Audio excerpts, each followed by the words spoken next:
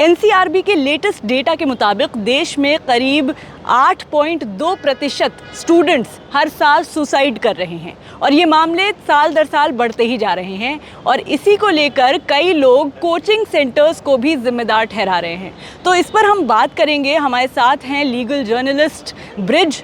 और supreme court ने हाल ही में एक टिप्पणी दी है कि भाई अगर जिम्मेदार ठहराना है तो कोचिंग सेंटर्स को ही नहीं ठहरा सकते, पेरेंट्स की तरफ से भी स्टूडेंट्स पर काफ़ी प्रेशर रहता है। तो बताइए सबसे पहले तो ब्रिज की ये जो याचिका दायर की गई थी उसमें क्या कहा गया था? बेसिकली डॉक्टर अनिरुद्ध नारायण मालपानी जो मुंबई से हैं, उन्होंने पिटीशन दाखिल की सुप्रीम कोर्ट में और कहा कि जितने भी जो इंस्टीट्यूट्स हैं, कोचिंग इंस्टीट्यूट से उसको रेगुलराइज किया जाए।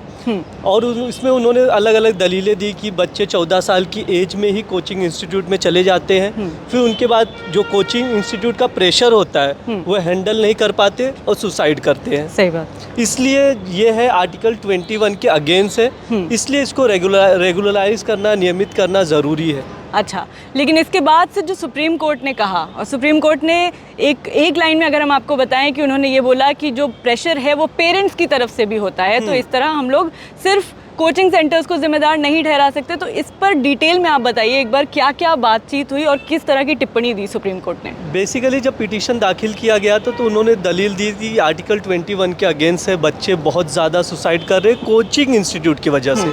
उन्होंने पेरेंट्स के लिए ज़रा भी चीज़ें जिक्र नहीं की। तो कोर्ट ने कहा कि आप याचिका वापस ले लीजिए, क्योंकि इसके लिए सरकार जिम्मेदार, मतलब कोचिंग को नियमित करने के लिए सरकार का काम है, ना कि कोर्ट का।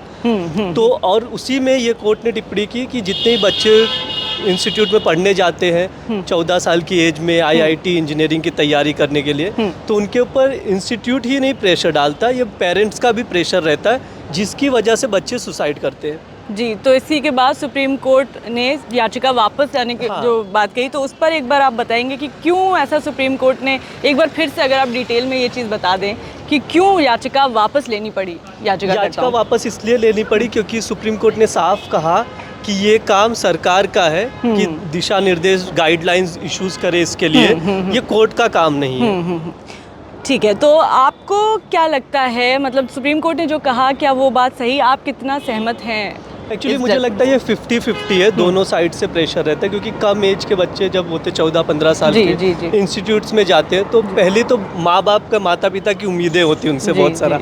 आईआईटी इंजीनियरिंग करने जाते हैं, नीट का प्रिपरेशन रहता है, जेई का प्रिपरेशन, तो पहले से उनके जो फैमिली प्रेशर रहता है वो पहले से रहता है। उसमें अलग अलग प्रेशर्स भी होते हैं। एक फैमिली प्रेशर है नॉर्मली कि आपको ये एग्ज़ाम क्रैक ही करना है। उसके बाद आता है इंस्टीट्यूट का प्रेशर कि इतने असाइनमेंट्स करने, इतना टाइम पीरियड, इतने टाइम पीरियड में एग्ज़ाम है। तो वो दोनों तरह से 50-50% प्रेशर है, एक जन को जिम्मेदार ठहराना सही नहीं होगा। जी बिल्कुल। तो इस तरह से कई बार हम सब भी कभी ना कभी इस दौर से गुजरे हैं, उस एज से गुजरे हैं। आपके साथ ब्रिज कभी ऐसा कुछ फैमिली प्रेशर रहा है आपके? एक्चुअली ये मेरे केस में नहीं था, ये एक अच्छी चीज़ है कि कभी फैमिली प्रेशर मुझे नहीं रहा है। जो करना है आप करिए, कुछ ऐसी कोई दिक्कत नहीं हुई है।